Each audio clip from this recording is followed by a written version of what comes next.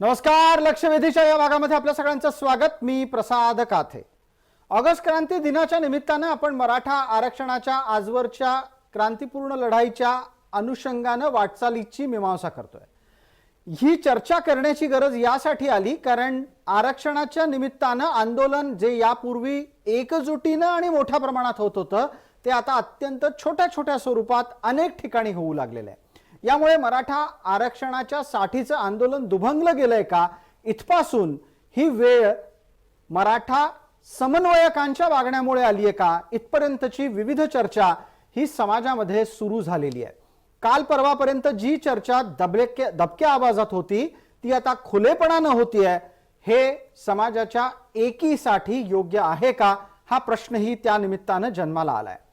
आरक्षणाचं आंदोलन करण्याच्या नावाखाली राजकीय हितसंबंध जपणं आणि राजकीय हितसंबंध जपण्याच्या नावाखाली स्वतःचा आर्थिक फायदा करून घेणं असंही केलं जातंय. हा आरोपही आता या आंदोलनाला चिट्टू लागला आहे. महाराष्ट्रात आदरणीय स्थान प्राप्त केलेल्या संभाजीराजेंनी जी बैठक समन्वयकांची राज्य सरकारच्या सोबत बोलवली तिथं मानापमानाचं नाट्य घडलं.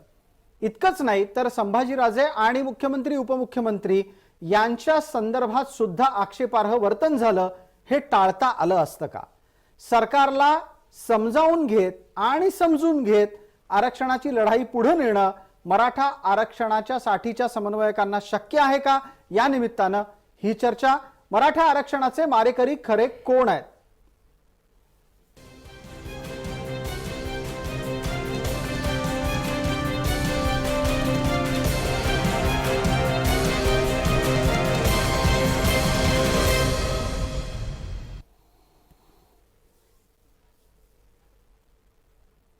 या चर्चेमध्ये आपल्या सोबत असलेल्या मान्यवरांचा आपल्याला पटकन परिचय करून देतो. आपल्या सोबत दिलीप पाटील आहेत. नुकतेच ते तब्येतीच्या अनुसार औषधोपचार घेऊन बरे झाले आहेत. त्यांना आपण निरोगी दीर्घायुष्यासाठी शुभकामना देऊ. आपण चर्चेच्या निमित्तानं बाकीच्यांचा परिचय करून घेऊ. मुंबईत माझ्यासोबत अंकुश कदम आहेत, सुनील नागणे आपल्या सोबत जोडले गेलेले आहेत फोनद्वारे आणि योगेश केदार हे आझाद मैदानातून आहेत. ही सर्व मंडळी मराठा समन्वयक म्हणून आपल्याला आतापर्यंत विविध टप्प्यांवर भेटत आली आहेत, ती आपल्याला परिचित आहेत. माझा पहिला प्रश्न पटकन योगेश केदार आपल्यासाठी. योगेशजी, माझा आवाज येतो आपल्याला? योगेश केदार चर्चेत आत्ताच्या घडीला नाहीयेत, ते जोडले जातील अशी अपेक्षा आपण बाळगूया. मला पटकन सुनील कदम, अंकुश कदम यांच्यापर्यंत पोहोचायचं आहे. अंकुश कदम, आपल्यासाठी मी प्रश्न तयार केला पण पटकन योगेश केदार जोडले गेल्याची सूचना आलेली आहे. योगेश केदार, आवाज येतोय का आपल्यासाठी? चर्चेच्या निमित्तानं काही प्रश्न तयार आहेत. हा, बोला. माझा प्रश्न आपल्यासाठी असा आहे की मराठा समन्वयकांचं वर्तन हे आजच्या स्थितीत आंदोलन आणण्याला कारणीभूत आहे का? नक्कीच. काय झालं, समन्वयक ही पदवी जी तयार केली होती कुणाचं नाव न लावण्यासाठी, बरोबर आहे. पण आता राज्य समन्वयक म्हणल्यावर तुम्हाला किती नाव आहेत? तुम्ही टीव्ही डिबेटला किती लोकांना बोलवताय? काहीतरी नावं कुणीतरी करून घेतलेले आहेत ना त्या ह्याच्यामध्ये.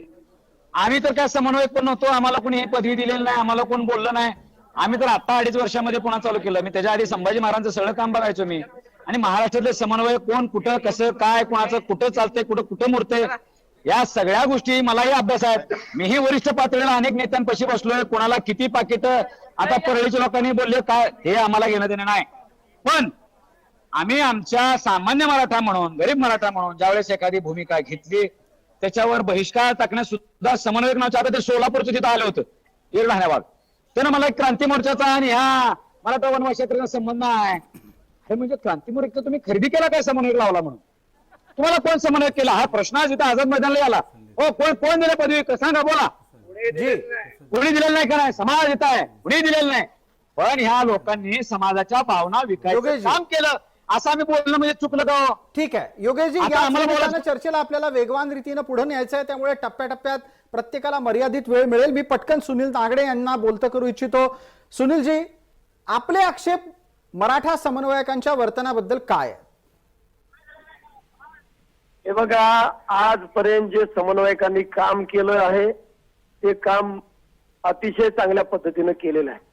त्यांच्या पद्धतीने त्यांनी वेळ दिला, समाजाला एकत्र केलं, शासनाकडे पाठपुरावा केला, त्या मागण्या जेवढ्या पदरात पडतील तेवढ्या पाडून घेतल्या.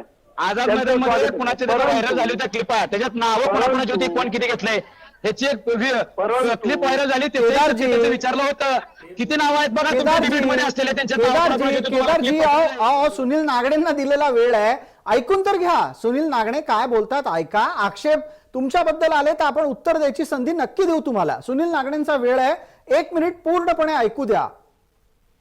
त्या क्लिपच्या बाबत मी बोलेन. त्या क्लिप मध्ये सुनील नागनेचं 4 वेळा नाव येतंय. जर दूध का दूध पाणी करायचं असेल तर त्याची पूर्ण चौकशी व्हावी, माझी हरकत नाही. एक मुद्दा तुमचा जो होता समन्वयकामधला मेळ, नक्कीच जुने समन्वयक अनेक वेळा आपल्या न्याय हक्काच्या लढ्यासाठी प्रयत्न केले, काम केले, जेवढं पदरात पडलं तेवढं यश आणलं, त्यांचं स्वागत आहे. परंतु आता त्या समन्वयकांना किंवा काम केलेल्या लोकांना नावं ठेवण्यात अर्थ नाही, कारण आमच्या समोर पडलेलं आहे मराठा समाजाला आता 50% ओबीसी मधून आरक्षण कसं देता येईल. बिलकुल मुद्दा बिलकुल दुसरा आहे. हा मुद्दा एकदम दुसरा आहे. हा एकदम कळीचा मुद्दा आहे. या निमित्तानं मला पुढचा प्रश्न घेऊन आपल्या सोबत असलेल्या सुनील कदम यांच्यापर्यंत पोहोचायचंय आणि दिलीपरावांनाही बोलतं करायचंय. दिलीपराव पहिल्यांदाच या चर्चेत आपल्या सोबत आहेत. मी आपल्याला अंकुश कदम संधी देतो, पण एक पटकन प्रश्न आधी योगेश केदार यांच्यासाठी. योगेशजी, ओबीसीच्या अंतर्गत आरक्षण कसं द्यायचं मराठ्यांना, याचं काही आपल्याकडे सूत्र आहे? आपल्यासाठी 1 मिनिट आहे. योगेश केदार. हा, आता तुम्ही मूळ मुद्द्यावर आला आणि याच विषयावर चर्चा व्हावी अशी आमची भूमिका आहे. लक्षात घ्या, मराठा समाजाला गायकवाड आयोग नेमून मागास ठरवलेलं होतं. मागास ठरवलेलं असताना सुद्धा तत्कालीन सरकारनं म्हणजे देवेंद्र फडणवीसांनी मराठ्यांना 50%च्या आत आरक्षण द्यायला पाहिजे होतं, पण ते केलं नाही. मराठ्यांची दिशाभूल करत त्या काही समन्वयकाला हाताला धरत देवेंद्र फडणवीसांनी काय केलं, कायदा एससीबीसीचा मराठ्यांच्या माथ्याला मारला. आम्ही सगळा भोळा भाव समाज काय झालं, याच आझाद मैदानमधनं काही विचार न करता घराकडे निघालो. बहुतांश मागण्या मंजूर झाल्या घरी निघालो, पण आमच्या माथ्यावर चुकीचा कायदा मारला आणि सदावर्ते साहेबांसारख्या एखाद्या उथळ असलेल्या वकिलांकडनं पराभव झाला असंही आम्हाला दाखवलं गेलं. त्यातनंही मराठ्यांचं खच्चीकरण मोठं झालं. पण मराठा कधीही हारणारा मराठा नाही, कुणीही उथळ एखादा माणूस करत नाही. कायदाच या लोकांनी चुकीचा केला होता, त्यामुळे ते संविधान म्हणजे कोर्टात टिकलं नाही. आता आमची अशी भूमिका आहे की मराठा समाजाला 50%च्या आत द्या आरक्षण. राज्य सरकारला अधिकार आहे तो द्यायचा. आमचा तात्काळ यांनी ओबीसीत समावेश करावा, नाहीतर आम्ही या राज्य सरकारचा येणाऱ्या काळामध्ये टांगापलटी घोडी फरार करणार आहे. ठीक आहे, 17% लिंगायतांनी आपली राजकीय भूमिका पोहोचली. योगेशजी, आपली राजकीय भूमिका पोहोचली. या निमित्तानं अंकुश कदम मुद्दा मांडतात. मला या ठिकाणी आवर्जून सांगायचं आहे, कोणीही कोणाच्या आंदोलनाला विरोध कधीच केला नाहीये. माझं एकच म्हणणं आहे की माझं एकच हे जाणीवपूर्वक आपण मध्ये बोलू नका. माझं एकच म्हणणं आहे, कोणीच कोणाच्या आंदोलनाला विरोध केला नसताना जसं सुनील नागणे आंदोलन करतायत, आभा पाटील असतील, ते दिलीप पाटील असतील, हे सगळे लोक वर्षानुवर्ष या मराठा समाजासाठी खचलेले आहेत. गरीबातला गरीब मराठा खचलेला असताना मराठा आरक्षणाच्या नंतर हे आंदोलन झाल्यानंतर, मोर्चे झाल्यानंतर हजारो MPSC UPSC चे विद्यार्थी झाले.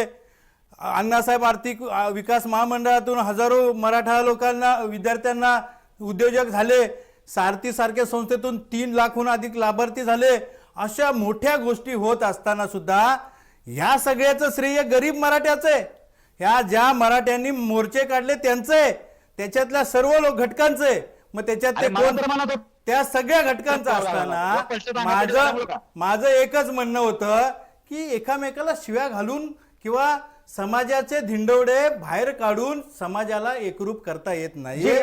माझं एकच म्हणणं आहे, ओबीसीतलं टिकणारं आरक्षण मिळालं पाहिजे. ओबीसीतलं टिकणारं आरक्षण मिळालंच पाहिजे, पण ते आरक्षण कसं मिळलं पाहिजे याची समाजापुढे आपण दिशा व्यक्त केली पाहिजे. एवढंच आमचं म्हणणं आहे. बाकी चर्चेला पुढे मिळण्यासाठी आम्ही जीवाचं रान करू, पण इथं कुठल्याही प्रकारे आपल्याच बांधवांना शिवीगाळ करून, आपल्याच बांधवांना आपला समाज तोडण्याचं काम कोणीही करू नये, एवढी विनंती. ठीक आहे दिलीपराव, तुम्ही केलेला आहे. आता आझाद मैदानावर कोण आलतं 45 माणसं घेऊन? योगेश केदारला उठवून लावतो. योगेश केदार, ही तुमची स्टाईल बंद करा. ही तुमची स्टाईल महाराष्ट्राला माहिती झाली आता की तुमची स्टाईल सगळ्यांना माहिती झाली की असा गोंधळ बिंदळ केला की लोक हे बाबा, ऐकतात. संभाजीराजांना लाखो तू बोलू नको संभाजीराजांचं मला, नाव बाबा. जाणीवपूर्वक मध्ये घेत संभाजी महाराज संभाजीराजांचं महाराज नाव- माझ्यासोबत बोलतील, तू प्रवक्ता आहेस ना, मी जाणीव- महाराजांवर आता बोलायला चालू करणार आहे. जाणीवपूर्वक तुम्हाला सगळ्यांना नाव सांगितलं घेताय. की योगेशच्या विरोधात बोलू नका. संभाजीराजेंनी पण तू तुम्हाला स्वराज्य अब्दुल पक्षाला कलाम मराठीचा वरती विरोध लोकांना करा माहितीये. का? स्वराज्य संभाजीराजेंनी पक्षाला तुम्हाला त्यांच्यापासून बाजूला काय केलं हे लोकांना माहितीये. या छत्रपतींचे होऊ शकणार नाही, तुम्ही मराठा समाजाचे काय होणार बंद करण्यासाठी मराठा समाजाचे काय होऊ शकणार आहे? छत्रपतींची गादी आमच्यासाठी सर्वस्वी आहे. मराठा समाजाचे आम्ही शांततेने बोलतोय. मराठा समाजाचे कोण काढतंय इथं दिसतंय आपल्याला. मराठा समाजाला सर्वसामान्य गरीब मराठा समाजाला एकजूट करणारे त्या सुनील नागणे यांच्यापासून का बाजूला बसले विचारा त्यांना तुम्ही. तुमच्या सगळ्यांच्या चुकीच्या सुनील वागण्यामुळे नागणे महाराज जसं म्हणतात समाजापासून मराठा तुटायला लागलेले. समन्वयकांचा आदर केला पाहिजे, सगळ्यांचा आदर केला पाहिजे. हा माणूस मराठा समाजामध्ये फूट पाडण्यासाठी तयार सुद्धा घेऊन केलेला जाणारा माणूस. माणूस कोण? मराठा अंकुशराव, समाजामध्ये थांबा. फूट पाडायचं हे एककलमी कार्यक्रम कोण करत असेल तर हा माणूस यांनी सुपारी घेतलेली आहे. अंकुशराव बास अंकुशराव बास, वैयक्तिक पातळीवरची ही चर्चा जात राहिली तर ती कोणाच्याच फायद्याची होणार नाही. योगेश केदार, आपणही थांबावं. मला आता दिलीप पाटलांना बोलतं करायचंय. दिलीपराव, आपण बराच वेळ चर्चेत आहात.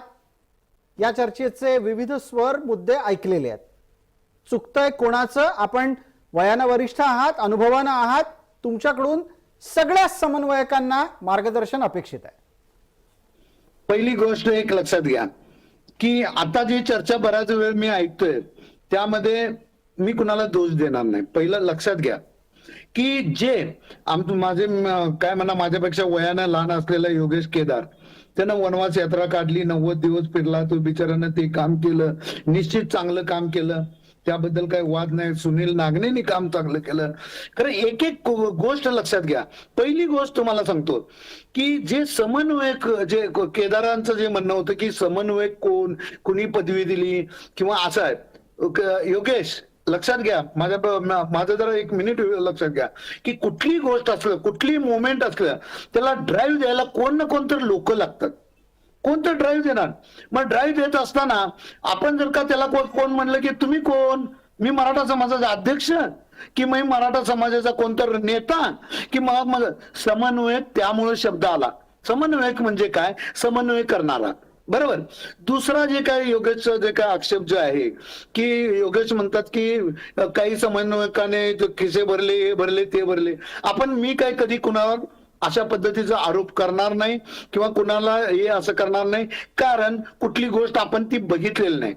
तिसरं एक मात्र मान्य केलं पाहिजे योगेशचं की जो काही त्यानं तू एफर्ट्स घेतोय, ज्या पद्धतीनं जो तो काम करतोय की त्याने 50% जी भूमिका मांडलेलं, ही भूमिका एकदम रास्त आहे, योग्य आहे.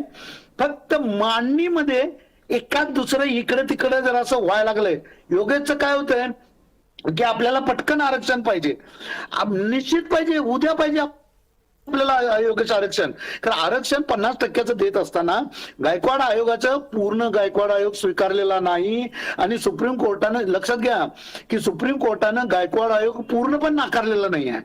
आणि हेच जर कायदा जो काय जुन्या देवेंद्र फडणवीस साहेबांनी केला असेल, त्यांनी केला, तो ह्यो कायदा हायकोर्टात टिकला ना. ज्यावेळी हायकोर्टात टिकला त्यावेळी लक्षात घ्या, त्यावेळी हायकोर्टात टिकला त्यावेळी मोठमोठे जे वकिलांची नावं घेतो त्यापेक्षा रफिक दादा असू दे, विनीत नाईक असू दे, या मंडळींनी मागासवर्गीय आयोगावर 4-4 दिवस हिअरिंग करून आयोग योग्य आहे हे पटवलं. आणि जे काही हायकोर्टाचा जर तुम्ही निकाल बघितला तर गायकवाड आयोगावरचे जे आक्षेप होते ते कोर्टानं फेटाळलेत. सुप्रीम कोर्टात तिथं मांडणी चुकली म्हणायचं आहे. दुसरं की एक लक्षात घ्या की छत्रपती संभाजीराजे किंवा माझा मित्र दुसरा अंकुश कदम येते, संभाजीराजे आज एक आदरणीय स्थानी आहेत. त्यानंतर त्यांचा आता पक्ष आहे. लक्षात घ्या, हे ऐका, 2 मिनिटं ऐका, आता मला जरा व्यवस्थित सांगू दे. त्यांचा पक्ष आहे आणि पक्ष करत असताना किंवा ज्यावेळी राजकारण आणि समाजकारण करत असताना तुम्ही सगळ्याच पक्षाचं बघा, भारतातल्या कुठल्याही पक्षाला काही वेळेला ज्या काही राजकीय अशा जातीयवादी भूमिका असताना काही राजकीय बंधनं असतात. आपण आपल्याच माणसाला अडचणीत आणायचंय का? छत्रपती संभाजीराजे जर का मोठे व्हायच असतील तर त्यांना आपण म्हणणार का तुम्ही ह्या समाजाच्या विरोधात जावा, त्या समाज, ते तुम्ही आपण करायचं आहे. योगेश, लक्षात घ्या. मी तुझं फार अप्रिशिएट करतो, तुझं इंथुजियास्टिक आहे, सगळं आहे.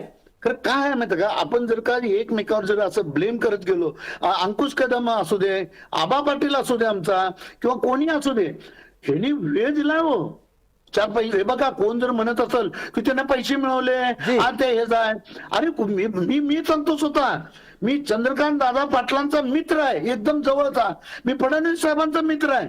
मी अजित दादाशी माझे संबंध आहेत.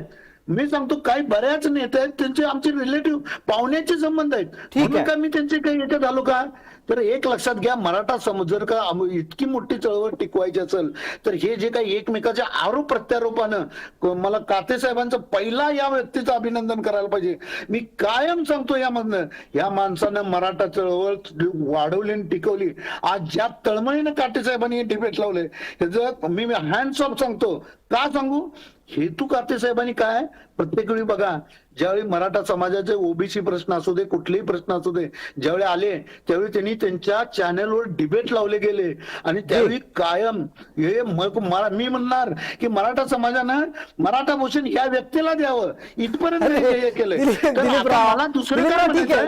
दिलीपराव, तुमचे आशीर्वाद असू द्यात, प्रेम असू द्यात, मुद्द्यावर आपण पटकन येऊ. तुम्ही बोलता बोलता जो मुद्दा संभाजीराजे छत्रपती यांच्या संदर्भात मांडलात, मला त्याच्यावरचं एक पटकन उत्तर आणि खुलासा आपल्या सोबत असलेल्या अंकुशरावांकडून घ्यायचा आहे. अंकुशराव, ज्या पद्धतीनं संभाजीराजे छत्रपती आंदोलनाला पुढे नेऊ पाहतायत, आता तर ते राजकीयच आंदोलन आहे अशा पद्धतीची मांडणी तुमच्या पक्षाकडून होते आहे, त्यात काही गोष्टी राहून जात आहेत.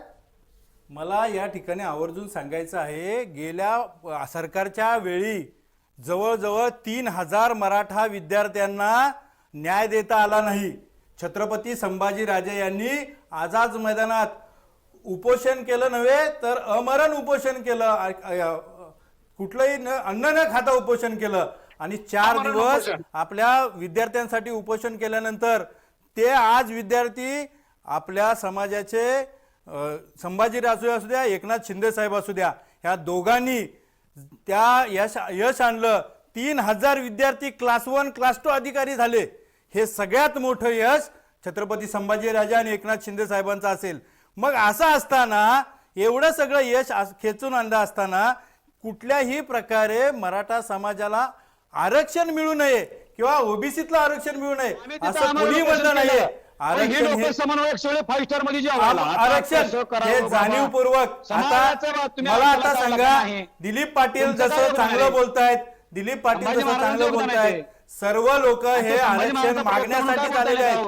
आझाद मैदानाला उपोषणला, तुम्ही मात्र रात्री 5 स्टारला जेवायला 4 दिवस उपोषण महाराजांसोबत करणारे औलाद आहे, त्या छत्रपतीवर प्रेम करणारे औलाद आहे, संभाजीराजांसाठी जग अंगावर सगळ्यात मोठा धोका असेल ते या अशा नौटंकी लोकांकडून आहे. मराठा समाजाचं आरक्षण हे कोर्टातून टिकणार आहे. मराठा समाजाला, अरे आणि तुम्ही मराठा समाजासाठी 38 केसेस आहेत, लाखोचे मराठे मोर्चे काढलेत आम्ही. आणि आज पण मराठा समाजाला न्याय देण्यासाठी आज हजारो विद्यार्थी आहेत, त्यांना फोन करून विचारा, या ठीक आहे. कोणामुळे अंकुश कदम, सगळ्या समन्वयकांची नावं घेतील, संभाजीराजेंचं घेतील, एकनाथ शिंदेचं नाव घेतील. ठीक आहे अंकुश कदम, वेळेची मर्यादा आहे आपल्याला. मोठ्या मोठ्या गोष्टी करून होत नाहीये. त्याचं आज काय अंकुश चाललंय, कदम, आपण शांततेने बोलत असताना समाजाच्या आतल्या गोष्टी, समाजाला कसं बाहेर बदनाम करता येईल, समाजाची प्रतिमा कशी मलिन करता येईल, हे करण्याचं काम जाणीवपूर्वक कोणतरी करतोय, करायला सांगितलेलं आहे. अंकुशजी, आपल्या भावना लक्षात घेतो. सुनील नागनेला बोलायला, अगदी अंकुशजी, तुम्ही गप्प बसलात तर मी त्यांना बोलायला देईन. मी तुम्हाला वारंवार विनंती करतोय, थोडं नियंत्रित करा स्वतःला. भावना लक्षात येत आहेत. योगेशजी, माझी आपल्याला पण विनंती आहे, चर्चेच्या टप्प्याटप्प्याच्या अनुषंगाने चर्चा पुढे जाणार आहे. बराच वेळ झालाय, सुनील नागडेंपर्यंत मला प्रश्न घेऊन जायचा होता, अंकुश कदमांच्या भावना अनावर झाल्या होत्या. सुनीलजी, प्रश्न आपल्यापर्यंत आहे, आवाज नीट पोहोचतोय आपल्यापर्यंत अशी मला अपेक्षा आहे. माझा आपल्यासाठीचा प्रश्न असा आहे, हे आंदोलन अशाच पद्धतीनं पुढे जाणं हे समाजाला हितावह नाही, हे कोणालाही लक्षात येईल. ही चूक टाळायला काय करायला पाहिजे? तुम्ही कोणत्या कारणांमुळे आंदोलनांपासून फारकत घेतली तेही बोला. सुनीलजी. हे बघा, याच्यामध्ये आजपर्यंत मराठा समाज कोणी कसाही असो पण एकत्र यायचा आणि आपल्या मागण्या सरकार दरबारी ठेवायचा. परंतु आता नव्याने जे काय आम्ही आंदोलन करतोय, आम्ही याच्यामध्ये पारदर्शकता ठेवण्याचा कायमस्वरूपी प्रयत्न केलेला आहे, पुढेही करतोय. परंतु आता जे काय आपल्या माध्यमातून आम्ही सर्व ऐकतोय याच्यामध्ये कोणालाही नाव ठेवण्याची गरज नाही. आणि मी विशेषतः तुमच्या माध्यमातून सांगेन, योगेश केदारांनी स्वतःला थोडं आवरलं पाहिजे. समाजाकडे एक संघ बघायचा असेल, समाजाची मागणी 50% ओबीसी मधून मिळवायची असेल तर तुम्ही नावं ठेवण्याचं पहिला बंद करा. मी मोठा सल्ला नाही देणार, मी सूचना करेन, एवढंच या माध्यमातून सांगेन. कारण हे वाद जर वाढतच जाणार असतील तर हे आपण चुकीचं करतोय, हे आपण पहिला स्वतःला तपासलं पाहिजे. मी एवढंच सांगतो. सुनीलजी, नागणे साहेब, एक लक्षात घ्या. आपण अत्यंत संयमित आणि नियंत्रित वेळेमध्ये भूमिका मांडलीत. धन्यवाद. आणि माझी विनंती सगळ्यांना तीच आहे, आपण नियंत्रित भाषेत, नियंत्रित आवाजात आणि मर्यादित वेळेत बोललात तर ते लोकांपर्यंत प्रभावीपणे पोहोचेल. आजच्या घडीला समाजाला त्यांच्या हिताच्या साठीचं एखादं आंदोलन उभं करत असताना तुमच्यासारख्या सगळ्या माणसांकडून एका सुजाण भूमिकेची अपेक्षा आहे. मला दिलीप पाटलांना या निमित्तानं बोलतं करायचं आहे. दिलीपराव, वेळेची मर्यादा लक्षात घेऊन फक्त 1 मिनिटामध्ये मी आपल्याला विनंती करतो उत्तर देण्याची. आजच्या नंतरचं आंदोलन 9 ऑगस्ट आहे, आज 9 ऑगस्ट 2023 आहे. आजच्या नंतर आंदोलनाची दिशा ही अशीच विखुरलेली राहणार आहे का? नाही, एक लक्षात घ्या की काही वेळेला एक लक्षात घ्या, 4.5 कोटी समाज आहे, बरेच लोक आहेत, दोघांच्या वयाचा पेट्टी पॉलिटिक्स मी करत नाही, चिरकुट राजकारण मी करत नाही, मनाच्या मोठेपणा राजकारण आंदोलन करतो. आज तानाजी सावंत ज्या दिवशी मैदानाला आले होते ना, तानाजी सावंत मैदानाला आले होते त्या दिवशी आधी सुनील नागणेला बोलायला दिला, मी प्रताप कंचनला बोलायला दिला. मग योगेश, माझी इच्छा नव्हती, मी म्हणलं मंत्री महोदय बोला, पण मंत्री महोदय म्हणले योगेश तुझं मला ऐकायचं आता. आणि मग थांबा घेतले दिलीप पटेल साहेब, थांबा घे मंत्री महोदय. योगेशजी, एक दुसरा ज्येष्ठ व्यक्ती बोलतोय, त्याला बोलायची संधी दिली आम्ही, तुम्ही त्यांना बोलू तर द्या, आपण ऐका, मी परत आपल्याला संधी देईन. दिलीपराव, आपण बोलणार आहात. हा, एक लक्षात घ्या की अशा पद्धतीने विखुरले. आता काय झालं, थोडंफार लक्षात घ्या की कुठलाही मोठा समाज आहे, थोडंफार वैचारिक मतभेद असतात, काही वेळेला स्पीड मध्ये फरक पडतो. मी तर म्हणणार की योगेश हा आहे, वय एकदम तरुण उचलतं रक्त आहे, त्यामुळं काही गोष्टी करतोय, कारण त्यानं गोष्टी केलेल्या आहेत. तो असं नाही की नुसतं बोलतो, त्यानं बोलून करून मग बोलतो, त्यामुळे मी त्याला अप्रिशिएट करतोय. त्याचबरोबर अंकुशची पण गोष्ट एक लक्षात घ्या, 5-6 वर्ष हे जे काही सिनियर लोक आहेत त्यांनी ह्या गोष्टी चालवत आणल्या. अण्णासाहेब पाटील असू दे, चारते असू दे, हे असू दे, सगळं चालवत आणलं. तर त्यांचं देखील जे काय कॉन्ट्रीब्युशन आहे ते देखील आपण अप्रिशिएट करायला पाहिजे. खरं हे 2 वैचारिक, एक लक्षात घ्या, वयातला जो काही फरक आहे आणि वैचारिक फरक आहे, 50% आरक्षण पाहिजे हे योगेशनं सांगितलं, मान्य आहे. ठीक आहे, मी माझी योगेशच्या आधीपासून माझी ती भूमिका आहे. खरं योगेशनं ज्या पद्धतीनं जे काही 90 दिवस हे पळाला, हे केला, ते अप्रिशिएट करत असताना मी योगेशला सल्ला असं म्हणणार, योगेश थोडस आपण स्वतःला हे करूया सगळ्यांना, कारण समाजासाठी आपण बघायचं आहे, आपण भांडतोय समाजासाठी, त्यावेळी विखरलेलं होता कामा नये. यासाठी आरोप प्रत्यारोप आपण कंट्रोल करूया. जे काय भांडायचं ते याच्यावर वेळेच्या मर्यादेच्या अनुषंगानं मी आपल्याला थांबवतो. दिलीपराव, अंकुश कदम आणि सुनील नागणे आपल्या सोबत आहेत, त्या दोघांनाही आपल्याला प्रत्येकी वेळ द्यायचा आहे. सुनीलजी आणि अंकुशजी, आपण दोघंही बोलणार आहात. मला आपल्याला अंकुशराव असं विचारायचं आहे की आंदोलनाची दिशा भरकटू नये म्हणून काय करणार आहात तुम्ही, का केवळ शाब्दिक वाद होत राहतील, एकमेकांवर आरोप होत राहतील? याच्यावरती अतिशय चांगला विचार आहे की आज ही गोष्ट टीव्ही समोर आलेली आहे. कुठल्याही प्रकारे बंद दाराच्या आड समाजाचे हिताची गोष्ट केली पाहिजे. बंद दाराच्या आड टीव्ही लाईव्ह करून, कुठेतरी फेसबुक लाईव्ह करून समाजाच्या गोष्टी, प्रश्न मार्गी लागत नाहीयेत. समाजाला एकरूप करण्यासाठी त्या बंद दाराआड आपण एकमेकाचा आदर केला पाहिजे, चर्चा केली पाहिजे. कोणाचाही विरोध नाहीये. मराठा आरक्षण आणि मराठा समाज आरक्षण मिळाल्याशिवाय राहणार नाहीये. मराठा हा संघर्षमय मराठा आहे, लढवय्या मराठा आहे. काही असू द्या, ते सगळे आमचे भाऊ आहेत. परंतु हे कुठंतरी लोकांच्या समोर मांडण्याचं थांबवलं पाहिजे ना. टीव्हीच्या समोर मांडणं किंवा एखाद्या फेसबुक लाईव्हच्या समोर हे थांबलं पाहिजे. कुठलाही समाज असू द्या, कुठलंही संघटन असू द्या, मतभेद हे असतात, परंतु ते मतभेद बंद दाराच्या आत विचार करून ते समाजापुढे नंतर नेताना चांगल्या प्रकारे नेले पाहिजेत आणि त्यावेळी ते संघटन फार मोठं होत असतं. असं जसं दिलीप पाटील म्हणले की 6 वर्ष आतोनात प्रयत्न करून लाखो विद्यार्थ्यांचे फायदे झाले, मराठा समाजामध्ये क्लास 1 क्लास 2 अधिकारी घडवले. हे आमचं काम आहे. हे कॉन्क्रीट काम करण्यावरती आम्ही वेळ दिला. आम्ही कुठल्याही माणसाला व्यक्तिदोष आजपर्यंत जी. ठरवलं नव्हतं आणि याच्यामध्ये कोणाचाच व्यक्तिदोष करत नाही, परंतु आपण समाज घडवत असताना कुठल्याही प्रकारे आपल्या समाजाच्या गोष्टी समाजाच्या बंधदारा आड ठेवल्या पाहिजेत, ही विनंती आहे. आता हे जर का जाणीवपूर्वक कोण करत असेल तर आम्ही काय बोलणार आहे. ठीक आहे, सुनील नागडेजींना वेळेच्या मर्यादेमध्ये विनंती करतो. सुनीलजी, एक प्रश्न इथे शेवटच्या टप्प्यातला आहे, जो आपण कानपिळी म्हणतो ना, त्या पद्धतीनं तुम्ही तो घ्यावा. मराठा समन्वयकांनी राजकीय नेत्यांपासूनही सुरक्षित अंतर राखायला हवं का?